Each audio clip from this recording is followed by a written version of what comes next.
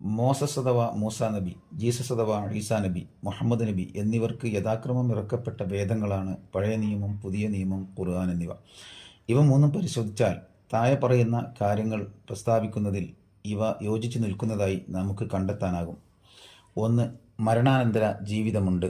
2. ഏകനും സർവശക്തനുമായ ഒരു ദൈവമുണ്ട്. 3. ദൈവകൽപ്പനകൾ മാനിച്ച് ജീവിക്കാൻ മനുഷ്യർ കടപ്പെട്ടിരിക്കുന്നു. 4. നന്മ ചെയ്തവർക്ക് സ്വർഗവും തിന്മ ചെയ്തവർക്ക് നരകവും ഉണ്ട്. 5. ഈ ലോകത്തിനു അവസാനമുണ്ട്, ശേഷം പുനർജന്മമുണ്ട്. 6.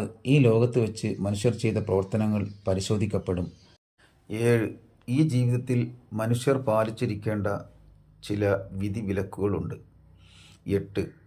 ഈ ഗ്രന്ഥങ്ങൾ മൂന്നും ക്രമീകരിക്കപ്പെട്ടിട്ടുള്ളത് അധ്യായങ്ങളും വചനങ്ങളുമായിട്ടാണ്. ഇത്രയും യോജിപ്പുകൾ വ്യക്തമാക്കുന്നത് ഇവയുടെ അവതരണം നടന്നിട്ടുള്ളത് ഒരേ വ്യക്തിയിൽ നിന്നാണെന്നല്ലേ.